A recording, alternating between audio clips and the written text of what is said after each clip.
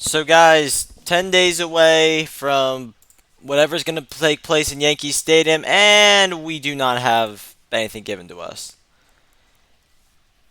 Uh, okay, so what do we do here if we don't have anything? All we've been heard is we've been given a date, the 31st, which is not guaranteed, and an event that's probably going to take place in Yankee Stadium. Well, it could be literally anything, to be honest. I mean, I was wrong about what we're gonna get, what we got with Raimundo versus NJJ. I'll go into that later. But let's get into the possibilities.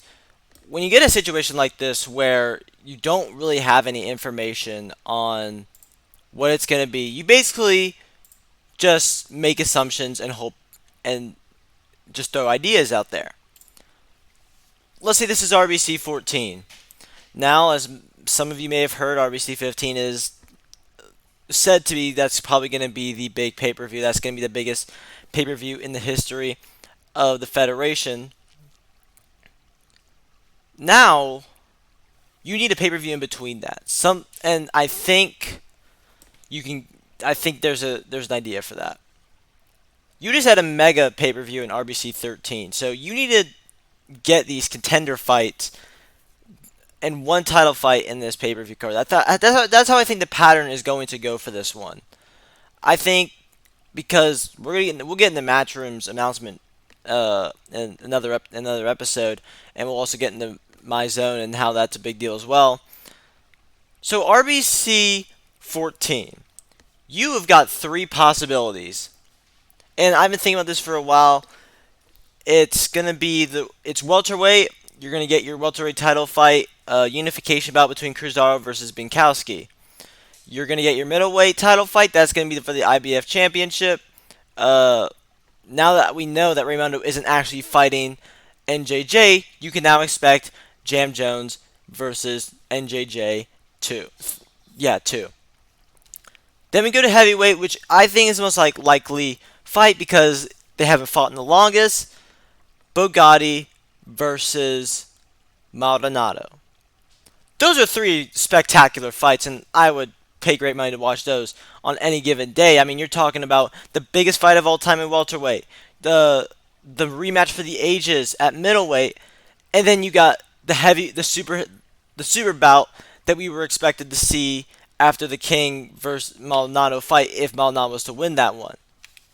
And to be honest, let's start with heavyweight. No, let's start with welterweight first. I'll get into what I think about heavyweight later. Welterweight is a fight stylistically that I don't want to see as much as the others, but based on the hype and based on what's at stake, it is the most important fight in RBC history. It overtops what we saw between Khalid and Cruzaro, because this basically says, yeah, the winner of this is number one pound for pound. I mean, no offense to Ozzy, but right now, and maybe his fight in Matchroom will could make that complicated if this is the welterweight title bout. But, I mean, good God, dude. You're talking about Jacob Binkowski, who was a legitimate case to be number one pound for pound, considering what he's been doing. Guys, we're talking about the former middleweight champion of the world. He was undisputed at middleweight. He went down to welterweight. He beat Vet Davis, very dominant fashion, and then he goes in and destroys SSI. I don't think many people were expecting that. And now we get this fight with Cruzaro. And we all know Cruzaro's credentials. He came off a loss to Khalid, and then he went on a tear of knockouts and domination that has never been seen before. Besides maybe Jacob and Bugatti. But he's taken some time off. The only person, he has been not very active for a while. I'm assuming he's still training. In fact, I know he's training. And now you're gonna let's pretend. I don't think this fight is gonna be this early without. It is gonna be in on the 31st without them saying 2 weeks in advance at least, because it doesn't feel like a fight that would be just announced a week in advance or 6 days in advance whenever Raimundo makes the announcement. But it's interesting. This is the biggest fight in the history of the sport. I think you need time after you announce it to let it sink in that this is what's happening. And let's talk about the fight in general. This is a great fight. You're talking about the biggest, it could be the biggest stylistic fight ever. Because you're talking about Cruzeiro, whose main goal is pressure. It's just, that's been his motto. Ever since losing to Khalid, he switched up his game. And every single fight, even the third Khalid fight where it changed a little bit, he's always had the upper hand when it comes to pressure. He smothers you. He does not let you breathe. He does not let you... And it gets a guy like Triple Paul, for him to beat him the way he did, we all know Triple Paul is also a guy who thrives in chaos. So, you have to have that as well. Okay, now let's think of Jakob's side, which is this dude is accurate as hell. He hits power shots like I've never seen before. I mean, what he did to SSI, knocking him down that many times he did, that takes some skill, guys. That is amazing what he did. And now he gets a chance to be undisputed. Pretty darn early for a welterweight, but I mean, talking about the guy, he got an immediate title shot in Matchroom as soon as he moved to welterweight. It took some time, but I'm saying, guys, this guy's... Jakob is doing this perfectly. This is a perfect move. Every step of the way by Jakob to achieve what he wants best. And if he wins this fight, he can do whatever he wants. He can go back to middleweight. He can defend his title at welterweight. The possibilities are endless. As for who's the winner of the fight, I'm not going to say. Because I have no idea, and because I don't believe I should be doing that. Now let's move to middleweight, where we get our blockbuster, and which could be the most heated rivalry in RBC currently. NJJ. He is very, very, very, very deserving of this fight. You're talking about 3 straight wins. However, against 2 guys. Triple Paul's on the downside and Harry Golovkin. Those are very interesting fights too, because the Triple Paul fight was very close until the knockout. And the Harry fight, the first one, I don't think there's much debate, but it was a close one. And then you have the second fight with Harry, which was I cannot comment on the fight because I didn't see it.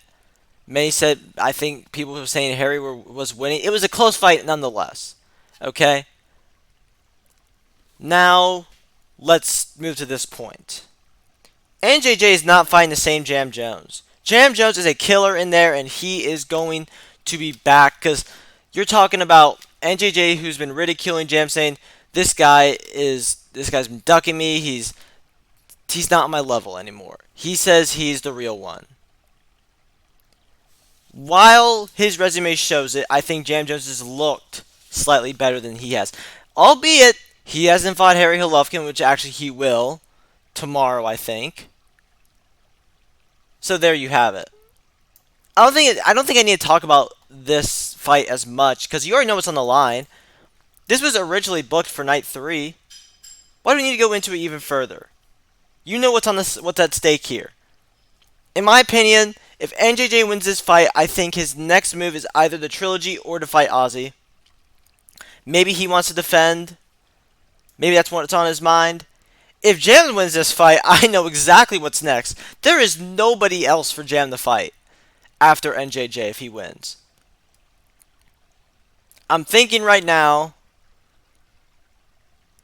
man, you could wait for Rebel Brook, but why not? Why just get it over with and go fight your big fight against Ozzy? Jam, that fight has to be the main event too. I mean, for the IBF title, that has to be the main event. Let's just put it on there. That's going to be Jam's first RBC main event. This isn't Notorious's first This isn't Notorious's first walk in this direction. He did it against Jakob, so he knows the atmosphere. Guys, however, Jam, at this point, I mean, you're talking about a guy who's been in so many main event situations outside the RBC that I don't think it freaking matters that he's never fought in the main event in an RBC career. Because his fight against NJJ was one of the big talking points of the night anyway. They stole the show on RBC 10. So I mean, he's no stranger to this. In fact, I think he would have more main event experience. So who has more to gain in this fight? NJJ 100%. So we can get that back that loss. And who has more to lose? I think NJJ has more to lose. Because if JM loses this fight, he can always get the rematch and the trilogy and make that even bigger of a fight. I think NJJ has more to lose. If he loses this fight, where do you go from here? Does he try his luck against Ozzy? Does he try to move a weight class? There's a lot of pressure on both guys. And in my opinion, this is one of those fights where I think I like the heavyweight fight more. But this is probably the most entertaining fight. This is probably going to deliver, has a better chance of delivering on everything we want this fight to have than any other fights here. Okay, now let's move to heavyweight. Oh boy, this is a fight. This is definitely happening, okay? Gabriel Maldonado versus Bugatti. I talked to Maldonado and he told me that I may not have like that when it comes to a knockout artist. I'm more of a technical guy, but hell, boxing isn't about just knocking someone out. It's about showing you're the better fighter. You're the better guy at punching someone in the face for as much of a time it takes. Do I think he's gonna take Bugatti to the 12th round? Hell no. I don't think that at all. He has to finish this fight. That's a disadvantage for Maldonado, but holy hell, guys. This is such a good fight. You're talking about Bugatti, who was a madman in the older tools. This is the big thing because now Maldonado has the experience in the newer tools. And that's crucial. Right now we're thinking Bugatti's the greatest heavyweight of all time. Even though it's ridiculous that Fishy got in the Hall of Fame before he did. But I think there's a case for that. Because most of Fishy's work was in 2021. But now, let's think about his situation. He has not fought a fight in the new tools yet, and this is the most likely fight to happen. He's going into Yankee Stadium. High pressure moment, but he's already fought in the States. He already fought in Dallas, in the biggest stadium in America. So, the spectacle, I mean, that's out the window. I mean, he's going to show up. We all know that. There's not going to be any goosebumps. The question is, will he perform? I don't know too much technically about this fight, but I know is both guys wait for you to come up. And I say right now that I think Gabriel Maldonado is one of the great counter-strikers ever. He waits for you. He doesn't have the crazy knockout power of some of the other guys, but the dude is so technical, and it's beautiful to watch. His fight with Rashid Khan, no matter what you think of Rashid Khan up to this point, he fought a great fight. And after he lost to Dax in WRBO, he came back and won the interim championship. It was a great moment. So now, he's about to do this. He's about to go against the Bosnian Beast. In probably the biggest fight in the history of the heavyweight division up to this point. At this point, every fight in the heavyweight division for the title is going to be the biggest fight in the history of that division. Bugatti, this is where he needs to begin his new reign. This is where he needs to start thinking about that because he has one title defense and we're calling him the greatest heavyweight of all time. And albeit, oh my god, he destroyed Gavitas. He basically ended him in one round.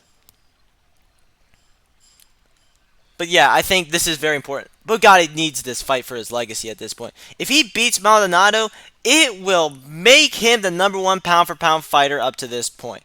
Unfortunately, I think the Cruzaro fight and the Bugatti fight, the winner of those two fights, of any one of those fights that gets booked on the 31st, that's #1 pound for pound. And that's tough for Ozzy because obviously he has the fight coming up in Matchroom that's definitely going to count in his record. That's a tough moment for him. So he needs to hope that either that the jam fight gets booked to keep #1 pound for pound, which I know.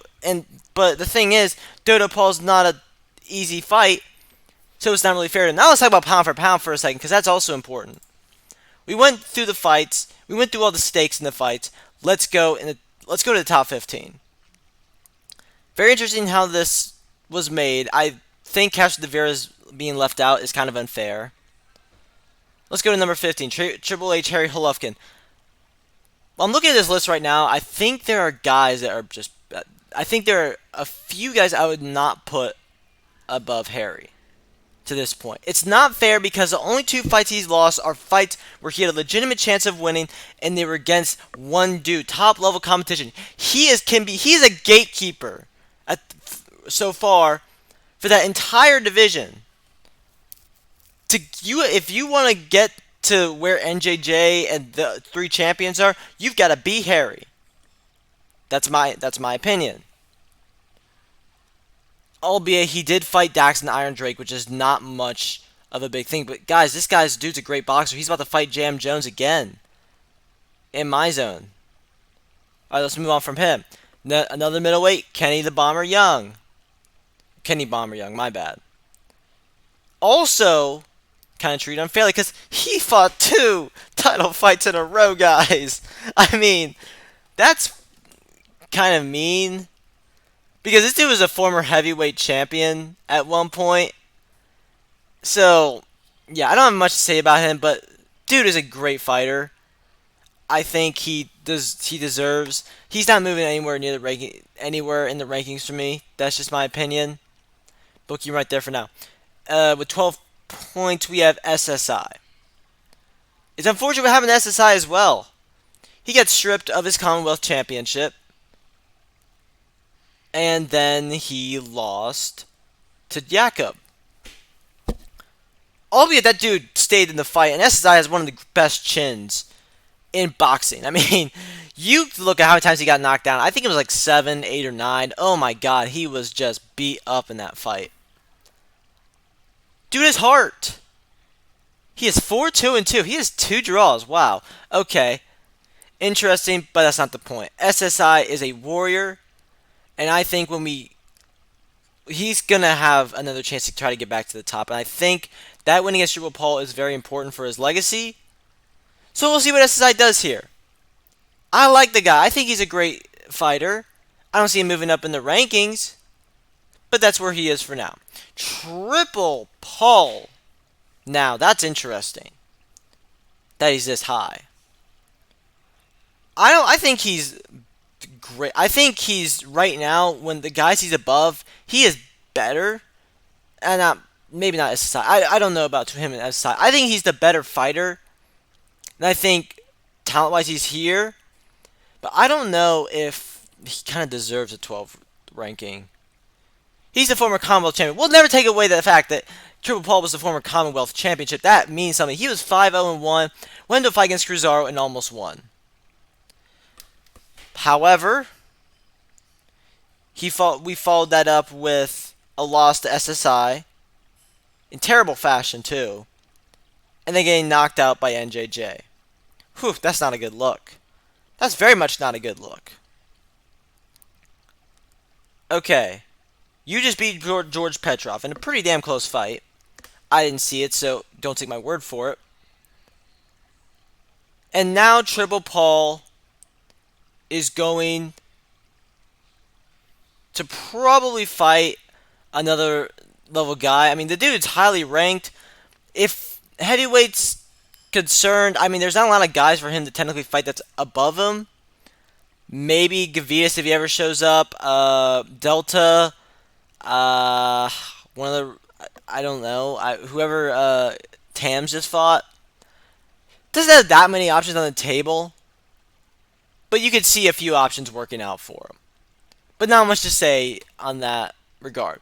Rebel Brook is at middleweight. Ooh, boy. This guy, he's a former champion. Oh, cool. He's at middleweight. He is 4-0. He has not gotten a title shot yet. And I understand this because he just came back after a long hiatus.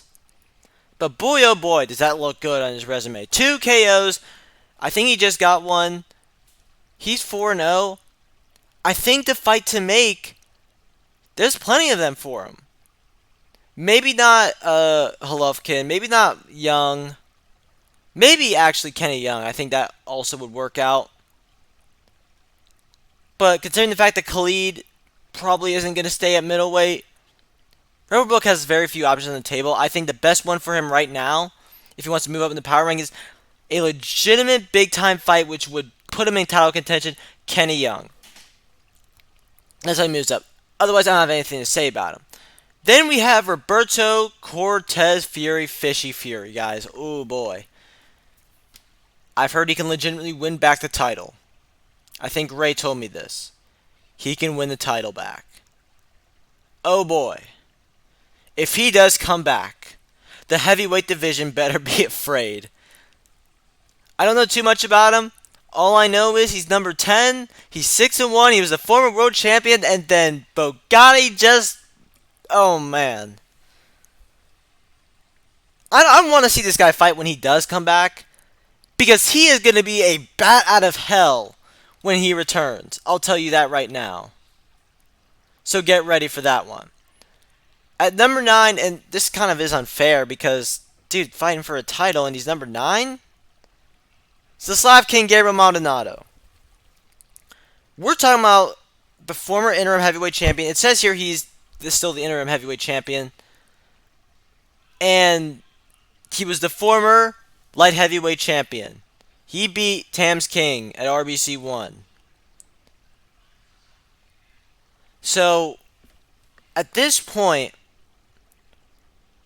the one goal he has, I think he's properly ranked at this point. I don't see him moving up. I don't think it's fair because the dude is great at what he does, but it's just the unfortunate fact that there is just a higher tier. You have to be basically a world champion right now. But he's at this point. He wins the fight? He wins a title? Holy hell. That will just solidify his legacy forever as one of the greats to do it. Not just a Hall of Famer, not just the former light heavyweight champion, but he beat the Bosnian Beast. Okay, that might put him number 1. Depending on how he does it, it could put him number 1. Or it could just elevate Ozzy Divine just to stay at number 1. Who knows? He has a lot to prove, but he's definitely moving up if he wins. Now, Dodo Paul. A chance to prove himself. Guys, if he beats Ozzy Divine, that is going to be crazy. Not just for the fact that it's an upset, because it's a massive upset if he wins. But the fact is, do we have to consider him number 1 for pound?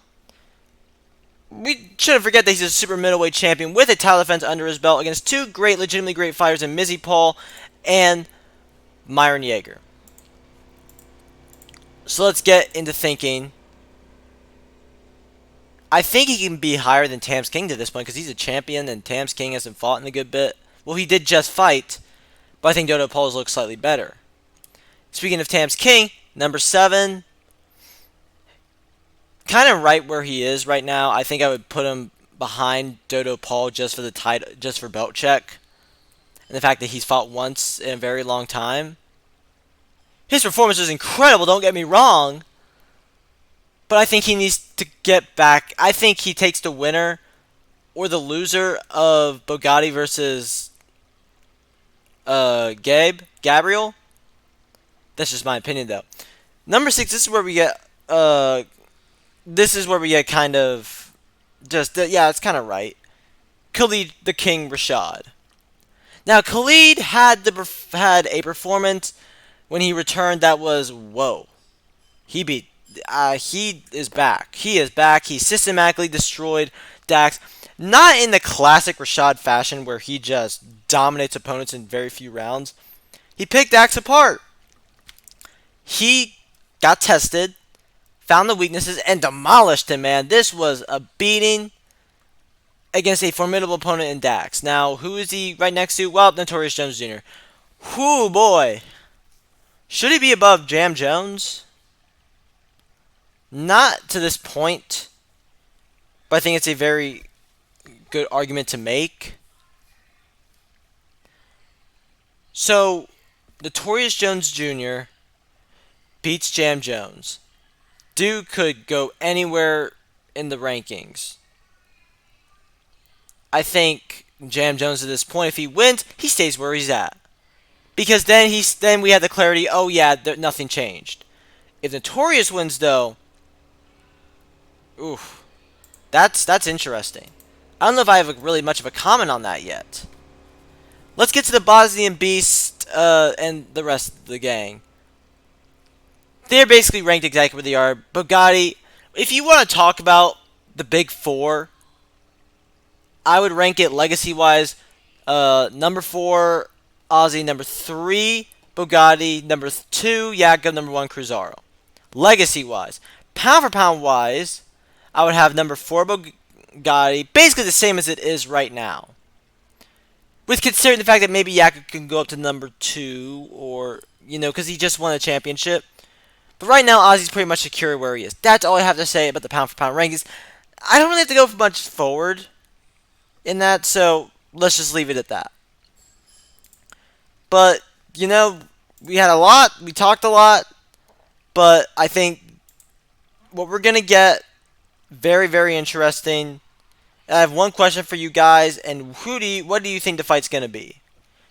Was it one of the ones I mentioned, or am I completely wrong and I have no idea what I'm talking about, and it's another fight, maybe not for a title, maybe it's Ozzy Divine again? Who the hell knows? Just ask yourselves, what do you think is going to headline Yankee Stadium if it is a pay-per-view and if it is a super event? RBC 14? I asked the question. We'll see.